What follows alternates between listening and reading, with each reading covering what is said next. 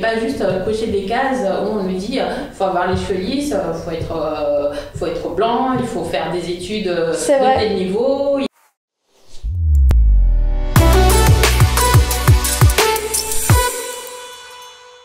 Donc bonjour à François. Bonjour, ça va? Merci d'avoir accepté de partager ton histoire avec nous aujourd'hui.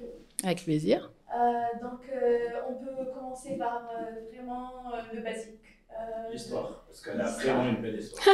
La base, comment tu as eu l'idée de lancer ton projet et voilà, avec tous les petits détails. D'accord. Donc, pour reprendre l'histoire à son origine, c'est en fait suite à une conversation avec mon fils, qui avait à l'époque 6 ans, et il me disait qu'il n'aimait pas ses cheveux bouclés, qu'il les voulait lisses. Et moi, quand je lui disais, mais tes cheveux sont magnifiques, en plus, vraiment, ils sont magnifiques, bouclés, dorés. Et il me disait, non, je les veux lisses comme toi. Je lui disais, mais non, moi, je n'ai pas les cheveux lisses. Et il me dit, si, ils sont lisses. Mais en fait, j'ai complètement oublié qu'en fait, je les défrisais. Et que du coup, lui, il voyait en moi des cheveux lisses, alors qu'en réalité, j'avais les cheveux crépus. Donc, c'est suite à ce genre de conversation qui revenait assez régulièrement. Et je sentais mon fils être assez mal dans sa peau. De façon générale, il est assez réservé, assez timide.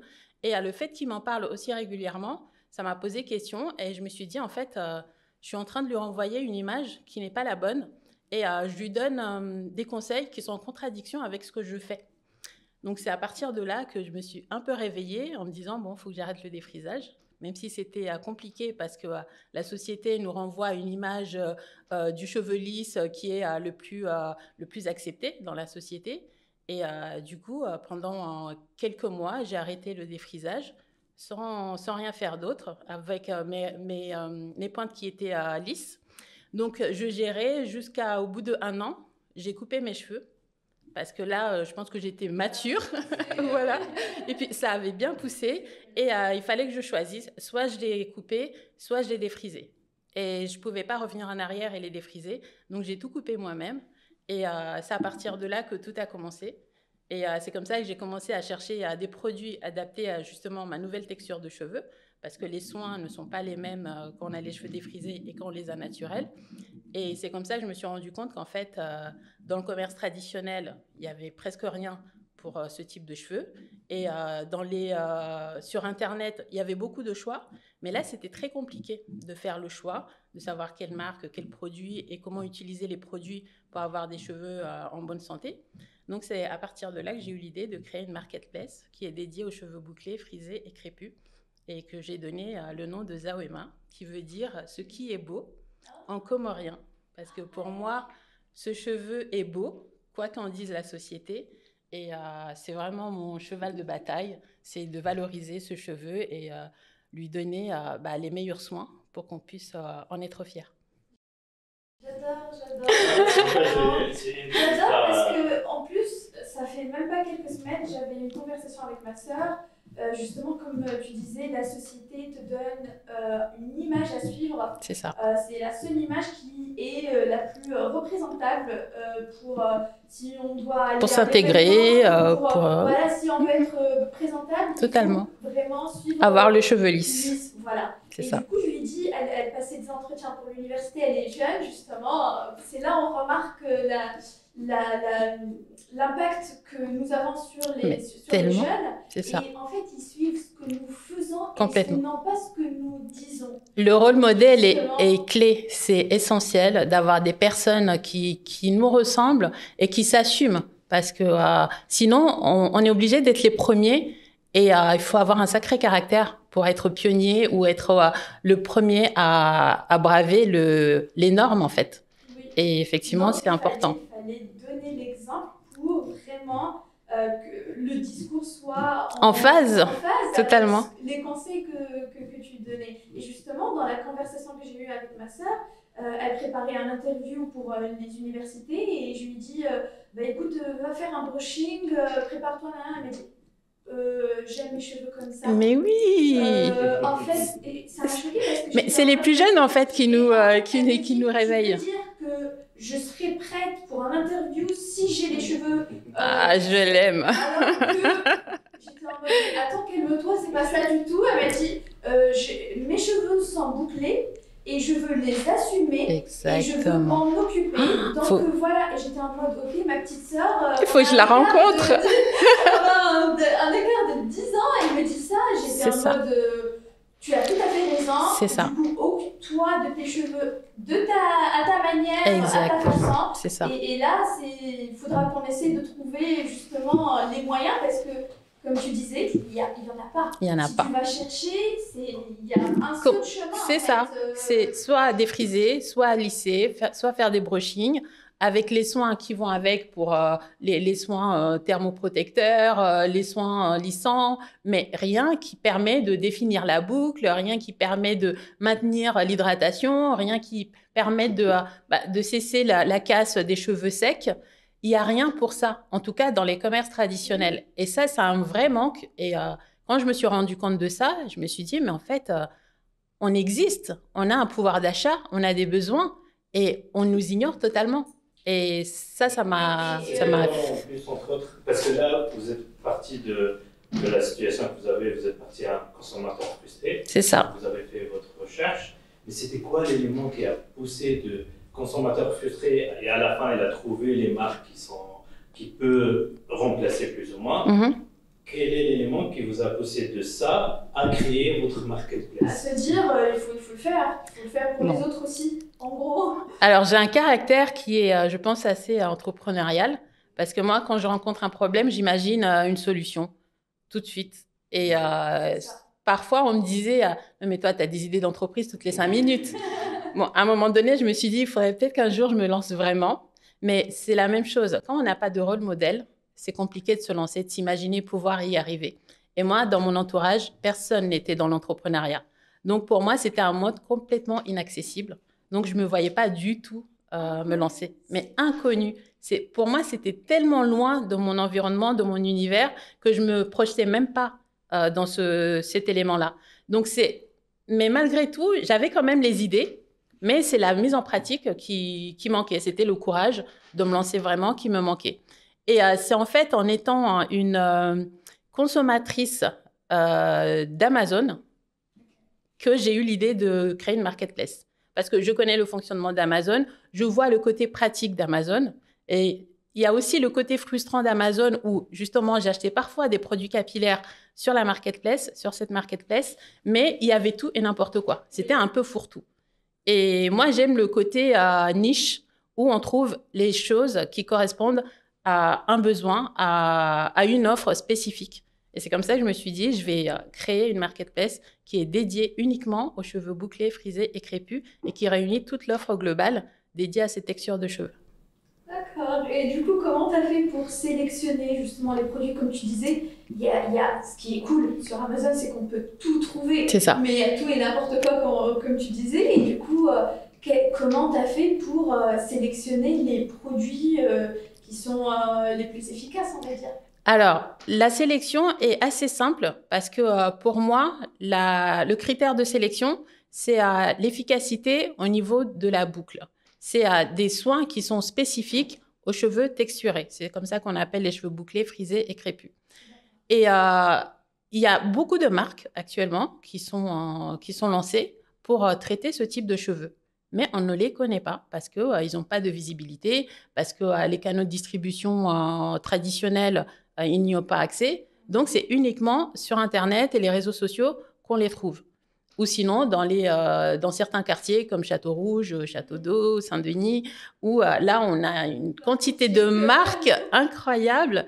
Et en fait, c'est comme ça que j'ai fait ma sélection de produits. J'ai été dans les magasins spécialisés, j'ai été sur Internet, j'ai fait mes recherches, mon étude de marché. Et c'est comme ça que j'ai vu qu'il y avait une offre vraiment très, très large. Mais justement, elle était très dispersée, et ce qui rendait compliqué l'accès à ces soins. D'accord, ok. Et donc, généralement, le moment où on dit, OK, on va faire un marketplace, qui est un challenge... Mais complètement. Hein. Mais je ne savais pas que c'était si compliqué. Hein. Sinon, je ne me serais pas lancée. Oui. C'est ma naïveté qui m'a permis d'en être là où j'en suis. Hein. Et donc, le moment où on réalise ça, c'est quoi la première étape qu'il faut faire? Qu'est-ce qu'on fait? Ou qu'est-ce que vous avez fait? Alors... déjà, voir combien coûte la création d'une marketplace. Et là, j'ai déchanté parce que j'ai vu que c'était dans l'ordre de 200 000 euros, voire 400 000 pour des éditeurs de marketplace comme Miracle. Donc, autant dire que ça m'a découragée.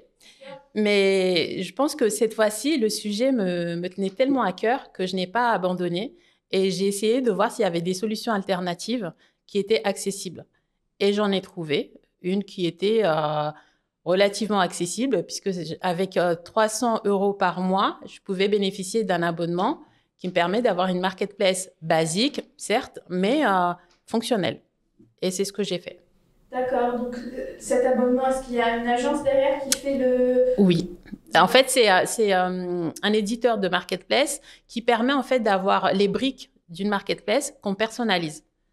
Donc, c'est pas une agence spécifique qui va créer bloc par bloc, mais tout est déjà prêt. Et après, moi, selon mes besoins, je vais adapter à ce que je veux proposer. Donc, c'est toi qui a personnalisé Exactement, avec mes petites connaissances, c'est-à-dire aucune. Non, mais j'ai vu le site, il est vraiment très pro. Merci. Très Après, je me suis fait aider un petit peu par quelques amis qui ont eu, voilà, qui ont été généreux. Mais c'est vrai que les bases, c'est moi qui les ai réalisées et qui a permis que le site fonctionne et avoir les premières commandes grâce à mes petites mains. Donc, ça, c'était ma petite fierté également. Oui. Là, vous avez évoqué que vous avez eu de l'aide, mais en général, les entrepreneurs, au début, quand ils commencent, ils croient qu'ils vont faire tout seul. D'après toi, c'est quoi l'importance d'être accompagné ou parfois rechercher l'aide sur des sujets spécifiques? Alors, moi, personnellement, je n'avais pas cette volonté d'être seule, mais c'est par nécessité. Parce que je n'avais pas les moyens de recruter, je n'avais pas les moyens de faire appel à des prestataires. Donc, je me suis débrouillée avec les moyens que j'avais. Par contre, j'avais ce besoin, cette nécessité d'avoir des mentors, d'avoir des gens qui sont dans le milieu. J'étais vraiment en recherche, mais limite désespérée. Je cherchais de l'aide partout où je pouvais. Et comme je n'étais pas de l'écosystème des startups, c'était difficile d'appeler les gens sur LinkedIn en disant hey, « tu peux m'aider, tu peux me donner des conseils ». Du coup, j'ai vu qu'il y avait un concours national qui s'appelle Franchise Tech Tremplin. Et j'ai décidé d'y participer. Et il faut savoir que j'ai déposé ma candidature le dernier jour de l'appel à projet. Donc, j'ai pu candidater et par chance, j'ai été sélectionnée et j'ai été lauréate de ce concours. Félicitations. Et là, ça m'a mis un pied à l'étrier parce qu'effectivement, là, j'ai pu avoir un accompagnement de 6 mois d'un incubateur. J'ai pu avoir l'accès à un mentor issu de l'écosystème startup. Et j'ai pu avoir une subvention qui m'a aidé à réellement me lancer et à développer mon projet. Très, très bien. Voilà. Vous voyez l'utilité des incubateurs ou en général ou pas? Oui, vraiment. C'est essentiel parce qu'en fait, quand on démarre, on ne connaît rien et on peut vite être découragé. Et le fait d'avoir des professionnels qui sont dans cet écosystème, ils peuvent justement nous rassurer, nous corriger, nous guider. Et puis, le fait de rencontrer d'autres entrepreneurs, ça nous donne aussi de l'énergie et oui, cette émulation de ne pas se sentir seul, en fait. Oui, quand on est entouré, justement. C'est hyper bénéfique. Et moi, franchement, la solitude de l'entrepreneur, je l'ai vécue, mais très mal. Donc, quand j'étais entourée d'autres entrepreneurs et des gens qui partageaient ce côté innovation, entrepreneuriale, etc., je me sentais dans mon élément et je me sentais moins seule. Et tu es restée combien de temps seule avant de t'entourer avec cet incubateur et les mentors et tout ça? Alors, je pense que j'ai dû travailler 6 mois seule. Et ensuite, j'ai été accompagnée. Et pendant ces 6 mois, tu as lancé... Voilà, j'ai fait mon étude de marché, j'ai lancé mon site. Mais le site n'était pas encore en ligne parce qu'il fallait justement personnaliser en amont. J'ai démarché les partenaires, c'est-à-dire des vendeurs. Et j'ai fait ma stratégie de communication comme je pouvais. Mais voilà, j'ai travaillé, j'ai avancé en amont. Et pour moi, je n'avais pas vraiment la garantie que j'allais être prise. Et honnêtement, j'ai connu le concours quelques jours avant de candidater. Donc, je n'avais aucune idée que voilà, j'allais avoir ma bonne étoile qui allait me donner un petit coup de pouce. Chercher des opportunités. Quand c'est ça. Cherche, en fait, on trouve, c'est ça. Et justement, oui, j'étais abonnée à différents médias. J'écoutais beaucoup de podcasts. Je m'informais. Et du coup, ça m'a permis de saisir l'opportunité. Tu es plutôt active sur les réseaux sociaux, je dirais. Oui, mais active de façon générale. En fait, quand je suis passionnée, je me renseigne beaucoup. Là, le cheveu, l'entrepreneuriat, l'écosystème marketplace, c'est devenu un peu mon dada, quoi. J'en mangeais tous les jours. Donc, oui, c'était une passion. Et du coup, c'était plus facile de me renseigner et de rencontrer, d'essayer en tout cas de rencontrer des gens de cet écosystème. Après recul de cette expérience-là de la solitude, comment vous conseillez quelqu'un qui est nouveau, qui est commencé et se trouve seul, comment vous le conseillez de faire face à ça? Justement, de ne pas rester seul, parce qu'il y a des initiatives qui permettent d'être entouré, notamment les chambres de commerce. Il n'y a pas besoin de gagner des concours. Ça, c'est assez sélectif. Exactement, c'est ça. Parce que bon, on peut se dire, il y a peu d'élus. Donc, ça peut décourager beaucoup. Mais il y a d'autres initiatives qui sont accessibles à tous et qui permettent justement de bénéficier d'accompagnement. Notamment, il y a la BGE, qui permet de donner des bases sur l'entrepreneuriat à des personnes qui souhaitent se lancer dans cette aventure, puisque c'est quand même une aventure. Il y a les chambres de commerce, il y a des incubateurs qui sont pas très chers et qui sont accessibles via une candidature ou un dépôt de dossier. Donc, il y a beaucoup de solutions, mais il faut se renseigner, il faut les chercher. Et après, on n'est pas seul, quoi. Mais il ne faut pas rester seul, parce que ça peut vite décourager, vraiment. Il n'y a pas des petits moyens de tous les jours qu'on fait pour qu'on ne soit pas seul? Parce que même si parfois on participe à un incubateur ou un groupe, parfois c'est un peu dur parce que la solitude, ça vient du fait qu'on réfléchit trop tout seul. C'est ça. Est-ce qu'il n'y a pas un petit exercice qu'on fait? Là, vous avez évoqué, vous entendez, vous faites des recherches. Peut-être aussi ça aide à ne pas sentir que on est seul dans ce monde. Oui, c'est ça. Même si j'étais dans ma cuisine et que j'écoutais un podcast que je trouvais passionnant, mais en fait, je me dis, ah oui, ça aussi, je l'ai vécu. Ça, c'est une bonne idée. Et puis, ça donne des réponses. Et en fait, on a l'impression d'avoir une expérience, mais qu'on a par procuration. Mais c'est aussi l'intérêt des livres, des podcasts, de certaines émissions. C'est de s'enrichir avec ce qu'on a sous la main. Et sinon, aller dehors. Il y a des séances de networking. Il faut s'inscrire aussi. Il faut être curieux. Et puis, il y a aussi LinkedIn qui permet aussi de faire des belles rencontres quand on y va au culot et qu'on est sincère. Il y a des gens qui sont ouverts et qui sont prêts à partager leur expérience. On n'a rien à perdre, je pense, d'aller vers les autres. Même si elles dit non, il y a trois qui vont dire oui. Exactement. Et avec ces trois-là, on gagne. Et puis si on nous dit non, qu'est-ce qu'on a à perdre à part un non? C'est ce que je me dis. Faut pas avoir trop d'ego.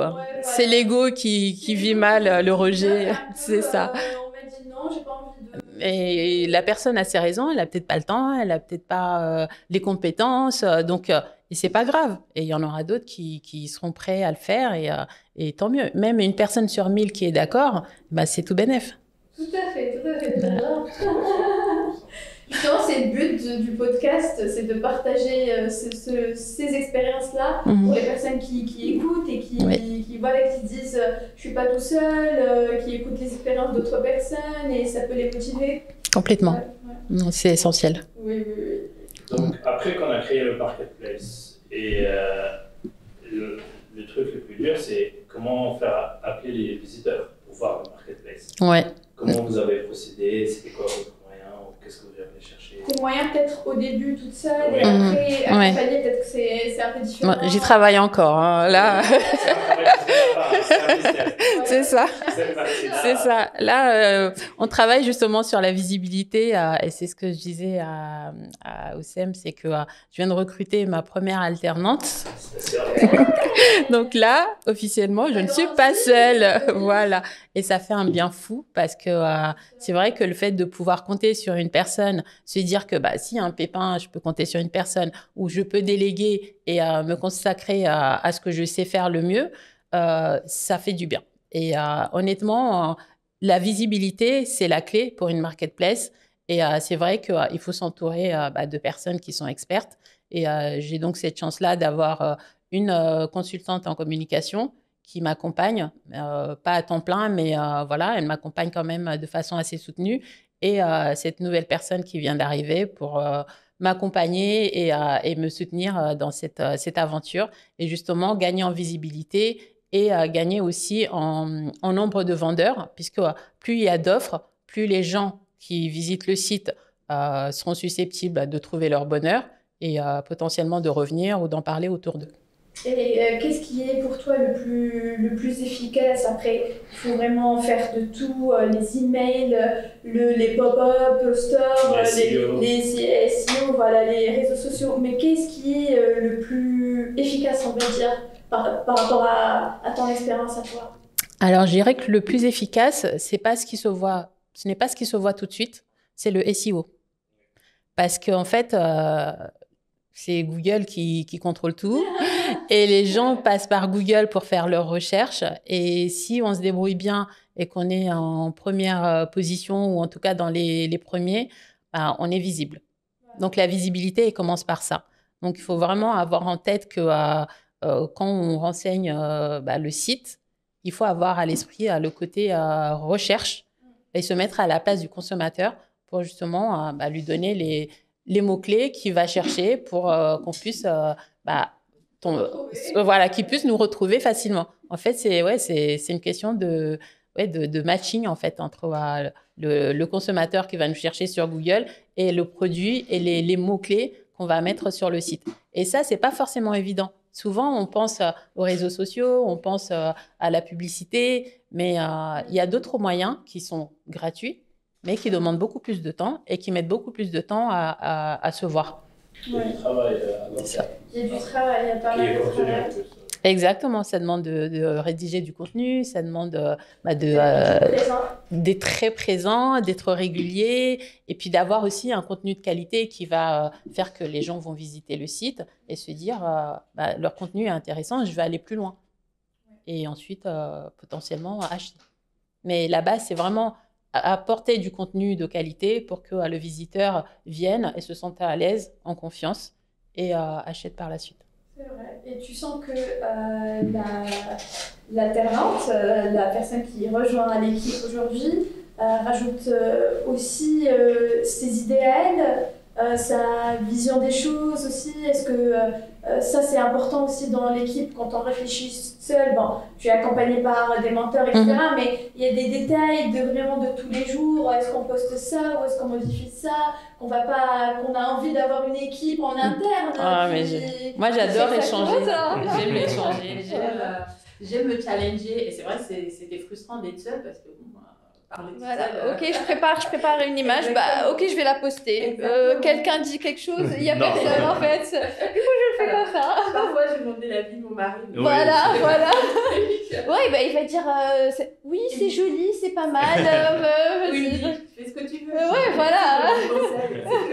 Je sais pas encore. C'est ça. Donc, non, c'est important d'avoir une équipe et justement de pouvoir avoir des avis différents et de prendre le meilleur de ces avis-là. Et c'est ce qu'on essaie de mettre en place avec ma petite équipe de 3 personnes. C'est justement que chacun puisse apporter son point de vue. Et moi, je dis souvent, il n'y a pas de questions bêtes, il n'y a pas d'idées bizarres. Il faut juste les soumettre et réfléchir ensemble, justifier. Parce que parfois, quand on est de l'autre côté, on peut se dire je ne comprends pas ou c'est bizarre. Mais quand on explique en profondeur, on comprend la démarche de la personne. Il ne suffit pas d'un mot pour comprendre le contexte. Il faut comprendre le contexte totalement. Et c'est vrai que ça, c'est quelque chose qui est important pour moi, de donner la parole et la liberté à mes collaboratrices pour qu'on puisse apporter quelque chose qu'il soit efficace. Parce que c'est pas pour moi que je le fais, c'est pour les consommateurs. Justement. Donc il faut se mettre à la place du consommateur, et plus on est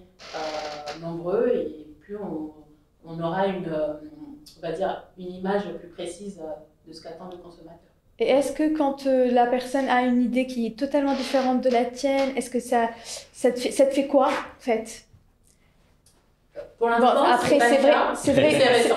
Ouais, c'est récent, c'est vrai. Mais c'est vrai que la décision finale revient à toi en tant que fondatrice. Mais franchement, je n'ai pas d'ego là-dessus. Je peux accepter d'avoir tort. Je peux accepter que mon idée était mauvaise. Parce que justement, c'est pas mon domaine de compétence. Le marketing et la communication, j'adore ça, mais c'est pas mon métier. Et donc, je fais confiance aussi aux experts. D'accord. Mais quand je sens que j'ai raison, ou que je veux défendre une idée, je la défends, je vais au bout de ma démarche. Après, c'est vrai que c'est moi qui tranche, mais je tiens compte quand même de l'avis de la personne. Et l'intérêt, c'est pas de me donner raison. Ouais, l'intérêt, c'est de prendre la meilleure décision pour l'entreprise, tout simplement. C'est ça. En plus, l'avantage, c'est qu'aujourd'hui, on peut tester des choses. Donc, on peut tester relativement, voir la théorie, si elle a fondement, on le fait. Sinon, complètement. Et puis finalement, on peut prendre mon idée et puis finalement dire ah non, mais en fait, tu avais raison. On revient en arrière ou vice-versa. Oui, il n'y a pas de fatalité en fait. C'est pas grave si on se trompe, on peut corriger. Donc, c'est quelle période que tu préfères le plus, avant le lancement de ta société, pendant le lancement ou aujourd'hui? Aujourd'hui, comme je disais, là j'ai passé une belle semaine parce que j'ai recruté. Parce que j'ai des partenaires qui m'appellent pour me proposer justement des partenariats sans que j'aie à les démarcher. Je sens que les choses se mettent en place et ça a été un long travail, mais ça commence à payer. Mais honnêtement, c'était compliqué. Oui. C'était compliqué, mais je savoure les moments d'accalmie, les moments où il y a justement des réussites, les moments où je me sens moins seule. Oui. Là, je me dis, il y a aussi des hauts, il n'y a pas que des bas, mais il y a beaucoup de bas. C'est vrai, c'est vrai. Et par rapport au choix par rapport au choix, j'ai vu sur le site, vous proposez des produits pour les femmes, les hommes et les enfants. Tout à fait. Est-ce que vous les avez fait tous en même temps au début, ou est-ce que vous avez commencé avec les femmes, ensuite les hommes, ensuite les enfants? Enfin, c'était comment votre stratégie au départ? Alors, ma stratégie, c'était tout le monde en même temps, mais avec un focus sur les femmes. Ok. Voilà, parce que c'est la consommatrice. D'accord. Parce que c'est elle qui dépense pour elle, pour ses enfants et pour son mari ou son Donc, c'est vrai. Mais il y avait les trois rubriques femmes, hommes. Oui, parce que pour moi, c'est important de répondre aux besoins de tout le monde, puisque tout le monde a cette problématique, qu'on soit enfant, homme ou femme, on vit avec nos cheveux et on ne trouve pas de solution pour les entretenir. Donc, j'ai voulu répondre à Donc, comment vous faites ce focus du coup? Alors, le focus, c'est justement en ayant fait l'étude d'un persona pour savoir quelle est notre clientèle cible et comment répondre à ses attentes. Et, donc vous le faites plus pour les femmes que pour les autres pour l'instant? Vous commencez par... Il faut commencer par... valoriser deux. Exactement, c'est celle qui est décisionnaire. C'est comme quand on va dans un magasin de meubles avec monsieur et madame, on va madame parce que c'est elle qui va prendre la décision. C'est vrai. Et peut-être monsieur va sortir le porte-monnaie encore. C'est partagé aujourd'hui. Voilà, c'est le cas, et tant mieux. Mais voilà, on sait qui est décisionnaire dans ce type d'achat et donc on focalise sur cette personne-là. D'accord. Et j'ai vu aussi le coaching. Ouais. Ça, c'est une autre idée qui vous est arrivée par la suite ou c'était la base de... Alors, le coaching, c'est venu par... en fait, c'est un constat. Parce qu'au début, quand j'ai lancé Zawema, c'était... j'ai commencé par solliciter ma famille, mes amis, pour qu'ils achètent les produits. Parce que bon, pour l'instant, je n'étais pas encore visible sur Google. Et les réseaux sociaux, bon, c'était un peu timide. Et donc, c'était auprès de mon entourage que j'ai fait la pub pour qu'ils achètent sur le site. Et il se trouve que ma famille, essentiellement, avait du mal à acheter parce qu'ils ne savaient pas quel produit acheter. Parce que souvent, on achète des produits, parce qu'on les voit à la télé, on voit une jeune femme avec des beaux cheveux. Oui. Achetez-le parce que vous aurez des beaux cheveux comme moi. Ou une personne connue. Exactement. Donc, c'est sur la base de la recommandation. Sauf que ces produits-là, ils n'étaient pas forcément visibles. Ou sinon, il y avait des influenceuses qui étaient sur les réseaux sociaux qui les recommandaient. Mais tout le monde n'est pas forcément sur les réseaux sociaux. C'est vrai. Et puis ceux qui sont sur les réseaux sociaux, ils vont acheter des produits qu'on leur a recommandés, mais ça ne va pas forcément convenir à leurs besoins. Exactement. Et c'est à force d'entendre ce genre de retour, on disait je ne sais pas quoi acheter, je ne sais pas comment utiliser, je ne sais pas quelle marque me conviendrait. Du coup, je me retrouvais à donner du conseil, à dire selon tes cheveux, selon tes besoins, tu devrais prendre telle marque, tu devrais utiliser tel produit, tu devrais utiliser de telle ou telle façon. Et au fur et à mesure, j'avais une consultante à l'époque qui m'a dit mais tu devrais faire du coaching capillaire. Et je ne me sentais pas légitime, j'ai ignoré. J'ai dit non, je ne suis pas conseillère, je ne suis pas experte, c'est pas mon métier. Et après, elle a réussi à me convaincre, on a lancé l'idée. Donc tu l'as rajouté dans le site Je l'ai rajouté, mais je ne communiquais pas là-dessus. Parce que j'assumais pas en fait. Et puis un jour, en ayant un atelier avec l'incubateur qui m'accompagnait à l'époque, il y a une personne qui a dit quand vous travaillez sur un sujet, sur votre projet, vous connaissez tellement votre domaine que vous devenez expert de ce sujet et que vous pouvez vendre ce service, cette expertise. Et là, ça a fait tilt. Ça clique. C'est ça. Je me suis dit, mais en fait, si, je peux. Depuis, ça faisait 2 ans que je mangeais cheveux, je respirais produits capillaires, je me renseignais sur tout et je les ai testés sur moi. Et en plus, sur mon entourage qui a bénéficié de mes premiers conseils, je me suis dit, il faut que je me lance. Et surtout, il y avait un besoin. Et donc, j'ai assumé ce côté-là de proposer mes services en tant que coach capillaire pour justement les accompagner dans la recherche de produits. Donc, j'écoute pendant 1 heure de temps en visio. C'est vraiment 1 heure de conseil. C'est 1 heure de conseil. Voilà, de conseil. Ce matin, j'en ai eu un. On a un petit peu décalé aussi mon départ. D'accord. Mais en fait, j'écoute, je pose des questions, j'écoute, je leur fais faire certains tests même en direct pour justement voir l'état de leurs cheveux, la texture, etc. Et connaître aussi leur consommation de produits pour justement corriger ou maintenir cette routine capillaire. Et ensuite, je propose des produits qui sont sur Zeruma, donc pour qu'ils puissent acheter les produits et constituer la nouvelle routine capillaire qui va être adaptée à leurs besoins. Et suite à ça, je leur fournis également un e-book qui est personnalisé avec les conseils, déjà les informations sur les cheveux texturés, ensuite les conseils pour mettre en place une bonne routine capillaire et la liste des produits qui étaient recommandés avec les conseils d'utilisation étape par étape. Ah ouais. Ce qui leur permet derrière d'être autonomes. S'ils ont oublié ce dont on a parlé pendant la séance, ils ont quand même un outil qui rappelle tous les conseils. Justement, j'allais poser la question, c'est un one shot, c'est une fois et ils ont la base pour s'occuper de leurs cheveux. Exactement. Après, il y a différents tarifs. Oui. Il y a des tarifs où c'est effectivement un one shot où on fait une consultation en ligne pendant 1 heure. Et il y a un autre forfait qui permet d'avoir 3 séances. Donc, comme un accompagnement. Exactement, sur la durée. Parce que c'est du temps, c'est aussi de la recherche. Et du coup, c'est différents services qui ont des tarifs différents. D'accord. Et c'est toi qui fais tout ça ou... C'est moi qui fais tout ça pour l'instant. Pour l'instant. L'avantage, c'est que justement, ça me permet de peaufiner le coaching, de connaître les besoins, les attentes et de corriger, d'ajuster le service. Et je suis en constante... C'est un moyen très intéressant pour avoir des feedbacks contenus des consommateurs de différentes... C'est ça. Et en plus de ça, une fois que les personnes ont bénéficié du coaching, j'envoie également un questionnaire pour avoir leur feedback. Du coaching lui-même. Exactement, du coaching et des résultats du coaching. Au bout de 2-3 mois. Non, mais c'est un moyen excellent. C'est magnifique. D'être à l'écoute du marché, c'est ça la définition. C'est magnifique parce qu'à chaque fois, en fait, tu remarques un besoin et tu prends ton temps pour vraiment faire tes recherches, tout ça. Et après, tu proposes la solution, voilà, tu avances dessus.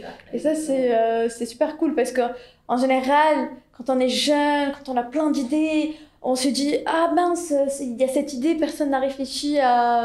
voilà, je vais inventer quelque chose de nouveau. » Et je me lance sans voir s'il y a la demande, si c'est vraiment ça ce qui est demandé, etc. Et c'est l'une des raisons où beaucoup de projets finalement n'aboutissent pas. Oui. Voilà, donc... Moi, j'ai ce côté qui est également un défaut. Hein. J'ai souvent le syndrome de l'imposteur.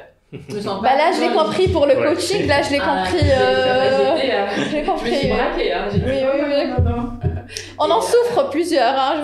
Je confirme. C'est ça. Mais en fait, c'est souvent ce qui nous fait peur, c'est parce que en fait, on sent qu'on a quelque chose, mais on n'ose juste pas se lancer parce qu'on a peur d'échouer, parce qu'on a peur que ça ne marche pas. Mais ça coûte quoi d'essayer?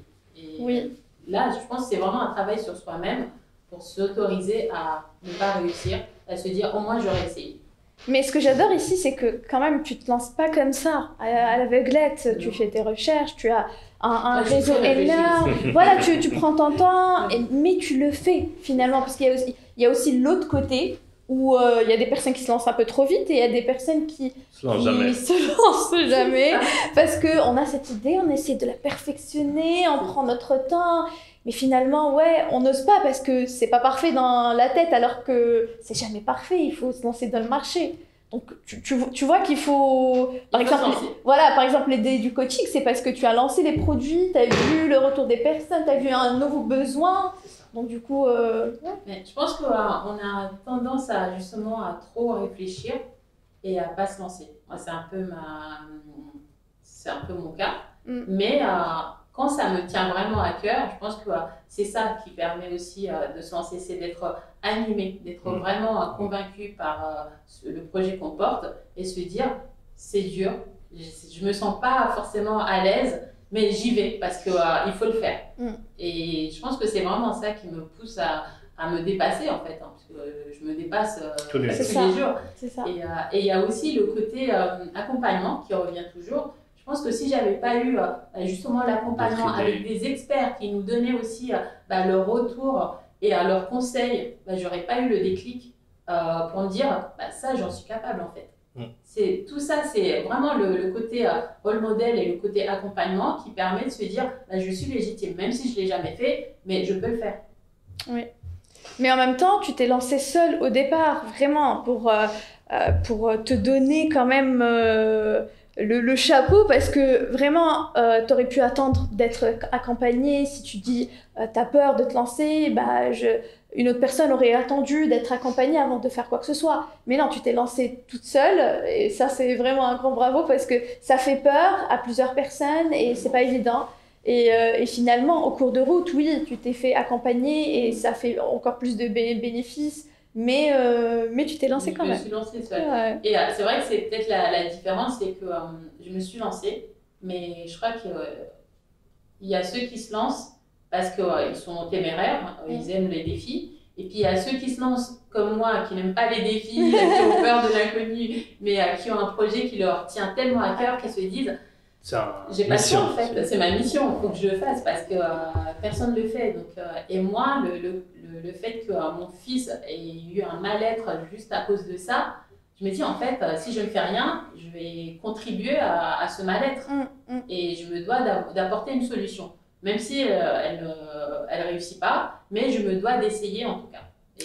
Et justement, le sujet de base, là, ton fils, il en pense quoi du projet du lancement jusqu'à aujourd'hui, là, ça fleurit super bien, donc il en pense quoi? Alors, au début... Ou il ressent quoi? Tu sens une différence Quand j'ai coupé mes cheveux, qui sont devenus en naturel, il me trouvait bizarre. Je ne me reconnaissais pas. Pourquoi, maman? C'est pas beau, mais comme quoi, hein, l'image qu'on a, c'est vraiment... c'est déformé. C'est parce que c'est la culture, on est éduqué comme ça, on a vu comme ça. Donc, exactement. Lui, il voulait avoir des cheveux lisses et finalement, au lieu d'avoir des cheveux lisses comme moi j'ai des cheveux bouclés comme lui et encore plus bouclés parce que moi, ils sont crépus. Donc, il avait du mal à adhérer à ça. Et au fur et à mesure, déjà quand j'ai eu le concours, là c'était l'euphorie à la maison, elle était très fière de maman. Et puis petit à petit, il a vu que vraiment, oui, c'était un beau projet. Et il voyait que ça prenait, que ça me prenait aussi beaucoup de temps, mais que je m'épanouissais. Oui. Et ça, il était assez fier et il commençait à se projeter, à se dire que plus tard, il reprendrait le flambeau de l'entreprise. Oh. Et il serait le dirigeant des AOEMA. Ah ouais. Bon, il a... Ouais, on se calme. Il lui dit, tu commenceras par un stage. C'est ça. Voilà. Si tu crois que tu vas trouver le poste directeur, c'est juste pas possible. Il faut... Exactement. Mais il se projetait. Il a quel âge? Aujourd'hui, il va avoir 10 ans. Ah ouais, en plus, là c'est bien d'avoir comment dire, une idée de ce qu'il veut faire par la suite. Il est trop jeune par rapport à des personnes qui arrivent au bac, qui n'ont aucune idée de ce qu'ils vont faire par la suite. C'est bien de porter un message, un objectif. Super cool. Après, on ne sait pas s'il va changer d'avis. Oui, c'est possible après, bien sûr. Et on lui laisse toutes les possibilités de faire ce qu'il veut dans Mais c'est cool aussi qu'il réfléchisse à ça. Exactement. Et en fait, ma fierté, c'est de me dire qu'en fait, je lui donne cette perspective que moi je n'avais pas en étant enfant parce que je connaissais personne qui entreprenait. Et là, il voit comment ça se passe au quotidien. Après, il prend pas, mais il sait ce que c'est. Ouais. Et même, il s'intéresse vraiment au monde de l'entrepreneuriat. Il sait qui est Jeff Bezos, il sait qui est Elon Musk, bien sûr. Il voit très haut. Hein.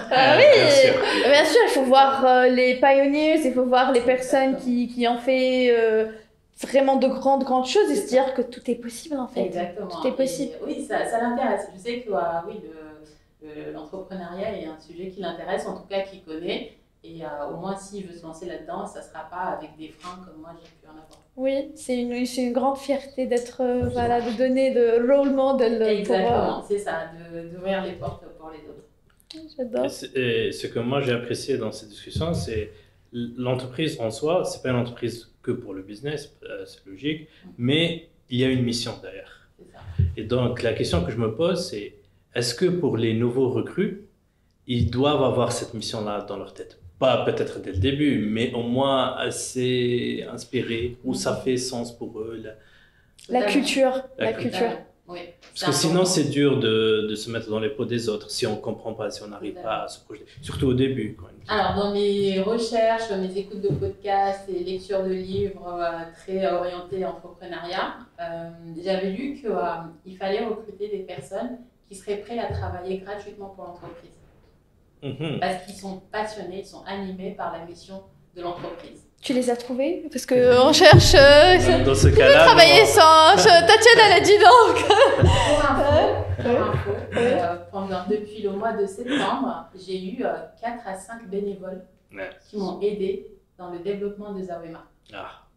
Et donc vraiment, ils ont tellement adoré l'idée, la mission, et ça fait sens. Donc, totalement. Et c'est ce qui me donne aussi l'énergie de continuer. Je me dis, il y a des gens qui croient vraiment en moi. Et ça fait chaud au cœur.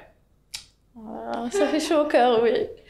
Et ma dernière question, moi, parce qu'on s'est posé quelques questions avant le podcast pour se dire, est-ce qu'elle dira ça? Donc, pour nous challenger entre nous, parce qu'on fait ça tout le temps. Et on voulait savoir quel est ton produit préféré? Personnellement. De soins, bien sûr. Oui, enfin, dans ton... Alors, c'est une marque qui... c'est marrant parce que c'est la première marque qui m'a fait confiance depuis le début. C'est la marque Les Secrets de Loli. Et en fait, un jour, il y avait un salon qui s'appelle Natural Hair Academy, qui est en fait un salon dédié aux soins capillaires pour les cheveux bouclés, frisés et crépus. Et quand je me suis préparée, quand je me sentais prête à me lancer, je me suis dit, il faut que je trouve mes premiers vendeurs. Oui. Et où les chercher? C'était dans ce salon professionnel qui a lieu tous les ans, sauf qu'à Covid, à la porte de Vincennes. Donc c'était en 2019 et quelques jours avant, je me suis dit mais comment j'y vais? Je vais me présenter comment? Et là j'ai créé des petites cartes postales, des petites cartes de visite vite fait sur Vistaprint. C'est pratique, mais c'est pratique. J'ai ramené et j'ai été au culot démarcher les stands qui étaient là. Et j'ai été au stand des Secrets de Loli et il y avait le directeur général de la marque avec qui j'ai discuté et tout de suite il a adhéré à mon projet. Il m'a dit c'est une très bonne idée, il y a un besoin et j'adhère. Ah ouais. Et dès le début, il m'a fourni les produits, les documents. Il ne savait même pas si je tenais là. Il ne m'a jamais posé de questions, il n'a jamais remis en question ma démarche. Alors que d'autres cherchaient plus à me titiller qu'à m'aider. Oui. Et il m'a aussi donné des produits pour faire une campagne de test à grande échelle, etc. Sans rien demander en retour. Enfin, vraiment, c'était la bienveillance à l'état pur. Ouais. Et en plus de ça, les produits sont juste magnifiques. Et du coup, ton produit préféré dans cette marque? Le produit préféré, c'est un lait capillaire à base de vanille et lait ylang-ylang. Ok. Et ça sent super bon. Le lait se fait comme un après-shampoing ou C'est après le shampoing, l'après-shampoing, le masque. Donc c'est un soin coiffant et qu'on met sur les cheveux. Et ça aide à définir les boucles, ça hydrate les cheveux. D'accord. On ne lave pas après? On ne lave pas. Ah d'accord. Et très efficace. Ouais. Et vraiment, ce produit, en fait, je le recommande à tous parce qu'il est vraiment d'une efficacité incroyable.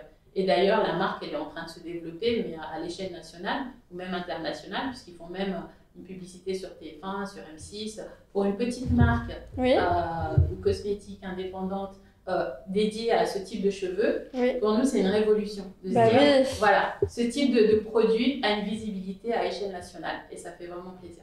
Oui, ça fait plaisir. C'est excellent. Oui, c'est vrai. Ma dernière question, juste pour montrer le côté que les entrepreneurs aussi, c'est des humains, ils ont leur vie à côté. Je sais que l'entreprise prend la plupart de votre temps, mais à part ce temps-là, quelle est l'activité que vous aimez faire à part le business? La vie de famille. Hein. Ouais. Il faut trouver un équilibre parce que sinon c'est très compliqué. Et j'ai la chance d'avoir un mari qui me soutient. Mais vraiment, c'était pas le cas au début. Hein. Mais c'est quoi cette idée? Non, mais attends un peu. Non, c'est maintenant. Je le sentais vraiment. C'était un appel. Et finalement, c'est le premier soutien, même financièrement. Quand est-ce que ça a changé? Du coup, là, je suis curieuse. Ça a changé quand il a vu que je me suis lancée. Ça y est, il ne peut plus te dire. Et que je me débrouillais, je demandais rien. Et vous voyez que j'avançais quand même. Je pense qu'il a senti que tu t'épanouis. Ma détermination. C'est vrai. Parce qu'avant, j'attendais l'aval. Presque l'autorisation. Donc, et lui, il te disait, non, finalement. Si moi, je ne suis pas convaincue, c'est pas aux autres d'être convaincus pour moi. Et ça, j'ai compris longtemps après. Mais pendant longtemps, je me suis pas lancé certains défis parce que j'attendais que les autres me disent, vas-y, tu vas y arriver. Mais non, en fait, c'est nous-mêmes de sentir qu'on est capable. Il n'y a personne d'autre que nous qui pouvons juger notre capacité à réussir ou pas. Et même si on ne réussit pas, mais il n'y a que nous qui pouvons nous lancer. Et une fois qu'il a vu que j'étais vraiment déterminée, il commençait, surtout au niveau technique, il voyait que je galérais. Donc, il commençait à m'aider, à s'investir. Et puis, quand j'ai eu le concours, là, c'est bon, hein. Là, c'est bon. La validation de l'écosystème startup. Non, mais puis il était c'était mon soutien, mon premier soutien. Et mon fils aussi, parce que... Une inspiration, carrément. Et puis de voir qu'aujourd'hui, il est aussi fier de ses cheveux bouclés. C'est une très belle réussite pour moi. J'adore. Je me dis, au moins, j'ai réussi à inverser un état d'esprit qu'il avait. Oui. Et puis, je pense que c'est le début de quelque chose. Comme tu dis, ta petite sœur qui revendique ses cheveux naturels, pour moi, c'est une fierté. Je me dis, enfin, ça change. Oui, moi, c'est ce que je me dis, c'est que le début. Là, la nouvelle génération est en train d'être... voilà, c'est bon, on ne veut plus suivre les règles de la société parce que chacun est différent. En fait. On a besoin de s'épanouir en tant qu'individu et pas juste cocher des cases où on nous dit faut avoir les cheveux lisses, faut être blanc, il faut faire des études de tel niveau, il faut être de tel milieu social. Non, on peut réussir, quelles que soient nos origines et notre point de départ, en fait. Et j'espère que ce message passe vraiment à toutes les personnes dont ils ont besoin, parce que c'est très très important. On n'a pas été éduqués comme ça, on n'a pas été... Et c'est important que ça parte dans ce sens-là. Moi, je prends la parole pour ça, en fait, oui. Pour montrer que c'est possible. Et ça me fait plaisir de voir votre fils, ma sœur aussi, voilà, les personnes qui commencent à s'assumer et à trouver la beauté en soi, parce que la beauté est subjective en fait. Il y a une beauté dans tout. Exactement. Et justement, c'est le titre, c'est le nom de votre série. Exactement. Et en plus de ça, ce qui est beau, c'est qu'il y a aussi un changement dans l'industrie des cosmétiques. D'où l'intérêt de la conférence de Colors à laquelle Oussem a participé. Oui. C'est qu'il y a un changement des mentalités et les industriels ont compris ce besoin de changement et ils essaient de s'adapter, tant bien que mal. Il y en a qui le font très bien et d'autres, ils essayent, mais ils ont le mérite d'essayer. Et voilà, c'est en train de changer. Et pour moi, il y a vraiment quelque chose qui est en train de se mettre en place. Ah oui, c'est parfait, on peut finir notre podcast sur ce point-là. Merci beaucoup d'avoir assisté à notre podcast et j'espère vraiment voir votre e-commerce partir vraiment loin. Il est déjà parti loin, c'est bien. Et ce n'est que le début, je l'espère. Vraiment. Donc bon courage pour la suite. Merci beaucoup. Merci.